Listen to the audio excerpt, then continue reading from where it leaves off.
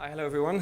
Thank you for inviting me first. I'm very happy to be here and to have this opportunity to try to explain the European Commission work. It's not always easy, but this one should be accessible in opposition to the one that was presented in the morning. So my name is Vincent Derbali. I'm working the market infrastructure team. It's a Patrick Pearson team. I'm sure you all know him. Well, if you don't, you should. So I've been invited to explain what's in the EMIR refit proposal. I'll start probably first. I should have, okay, there it is. Is it working? Yeah. Other way down. Other way down? No, here. This one is. Oh, thank you, perfect. There we go. So I'll start first with a very short introduction on why we're doing EMIR refit, what exactly was targeted, what we've tried to propose as options or solutions, where we are exactly in the proposal, and then open the floor for questions. So very quickly first, I won't come back on key requirements. I don't think that's very useful. I'm sure if you're all there, you know them by heart. However, very come back on when we are on the implementation of EMIR. So EMIR was adopted in 2012, so it's a long time now. It's been that it has been adopted. Most of the provisions have been implemented already, if not all. Variation margin regimes and requirements have been implemented in March. So we should be all set. I'm saying we should because, of course, as you've seen, there were a mandate in the EMIR regulation for review of its key requirements.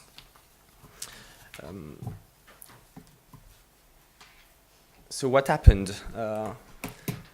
is that we opened a public consultation in 2015 requiring any stakeholders to provide inputs, any comments on how to improve the text. I have to say we received something like at least 170 contributions on this consultation, in addition to ESMA, ESRB, ESBC reports. We've also tried to include the call for evidence on cumulative impact of the EU financial markets. We've also tried to include FSB works on the OTC reforms. So lots of inputs, lots of reports to take into consideration, and we've tried to put all them together and to try to propose something consistent and relevant with the objective we're targeting in this November 2016 EMIR review report.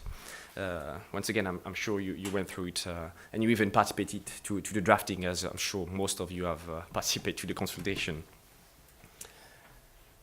So what's in this report? It's very simple.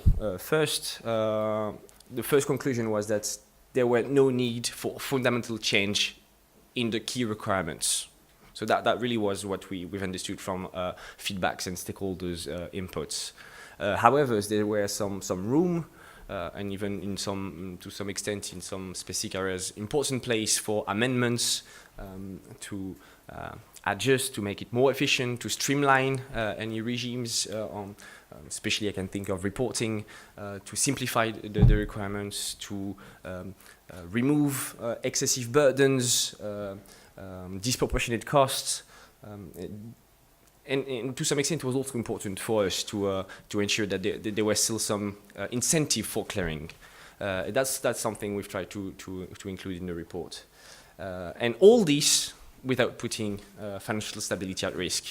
And that's where it becomes a little bit more complicated and where the equilibrium becomes to be thin and the work becomes to be hard. So that's what was in the report. And all this led to the European Commission proposal adopted in May 4th. I won't discuss the additional proposal that were discussed already this morning, and I'll try to go quickly because there's lots of things, but at the same time I'll probably remove or won't talk about a few requirements because we won't have time. So first objective, and probably the biggest objective, was to simplify requirements and make them more efficient. Here I'm mainly talking about reporting regimes. There's a few reporting regimes I can think of. I've already discussed a few of them with some of you in this room.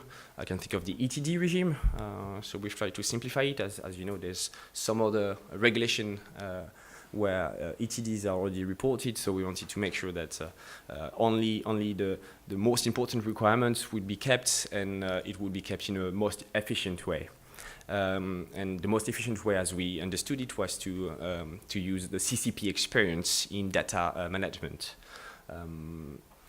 A second part of our objective in simplifying the regime was the removal of backloading reporting. That's very simple. I think everyone will agree on this objective. I'm not even sure myself why we tried to include it in the first proposal, but okay. That I think we can all agree to remove. Another very important point is the reporting on behalf. One of the objectives is to ensure that the smaller entities subject to reporting obligations will be able to face their requirements and their obligations. And there I think, of course, of NFCs. And we've made clearer that there will be a reporting on behalf by financial counterparties for the NFC minus. That's also made much clearer. And we've also included a more clearer understanding on the articulation of the responsibility and the legal liability of the financial counterparty in reporting the transaction on behalf. So here, and you probably heard it, I did not talk about single-sided reporting. That's on purpose, because there's no single-sided reporting in our proposal, at least not how we understand it, because there's different ways to understand it.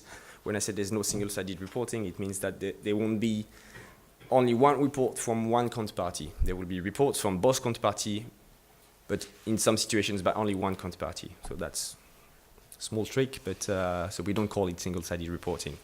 I'm sure we'll have questions on why we didn't move to single-sided reporting. I can probably let ESMA or national regulators answer, but there's the main reason is data quality and capacity to cross-check reportings. Maybe in long term, we'll be able to go toward single-sided reporting, but that's not for this exercise.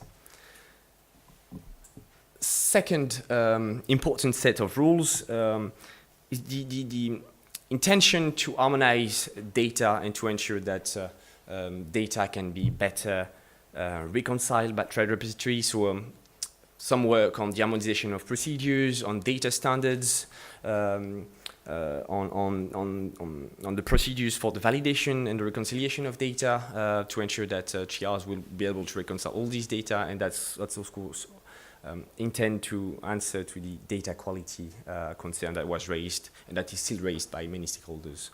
And I think that also answers to international objective that's shared by most of the G20 countries. Another important point, but I think I'll go very fast, is some additional clarification on initial margins models.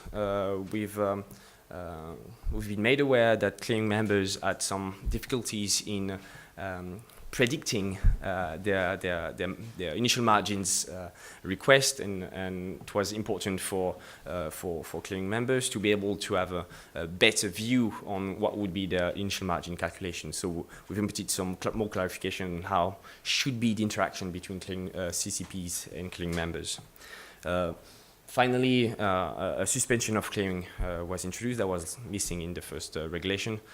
This is also discussed in the recovery and resolution proposal, so I'm going to skip that very quickly and happily. Then, second very big objective is to remove disproportionate costs and burdens. Apart from whatever I've already explained on reportings, there's also additional intentions to limit the level of burdens, especially for smaller entities, not just NFCs, and we've already seen that we've tried to alleviate some of their burdens, but also for smaller financial counterparties. So that means removing some requirements on the reporting of intragroup transactions for NFCs. That also means trying to develop a dedicated regime for small financial counterparties when it comes to the clearing obligation. That will involve, of course, some some clarification on exactly where we intend to put the threshold. So far, it's put at the level of the threshold for the clearing obligation. I'm talking already existing for NFCs. Objective is here consistency and avoid additional data mining and work. And from what we understand to ESMA's work already, this was the appropriate and the appropriate threshold to be set, and that's also we can discuss, of course. One more important set of rules that was requested by the industry is more clarification on PSA's regime. Here, in the absence of clear solutions, we've extended the exemptions for clearing obligation for three more years in the expectations of additional work to find solutions for PSAs. And on this, I'm going to go very quickly. The last very important point is the access to clearing. What we've been told again is that for some counterparties, it was very complicated to access to clearing. This is a G20 objective, ensure that all counterparties subject to the clearing obligation will be in a position to clear their trades, and to some extent, it's not always possible.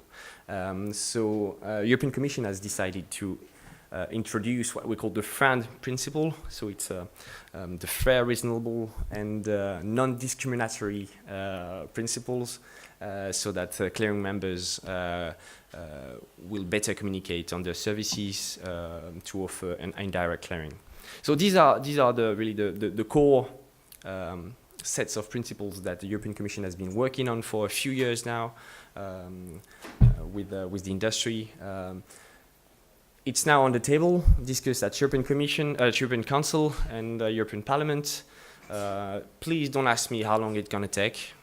The only thing I can probably say is that the intention is to make it quick, much quicker than the third country proposal, much quicker than the CCP recovery and resolution proposal, because here we're really trying to streamline and make EMIR more efficient.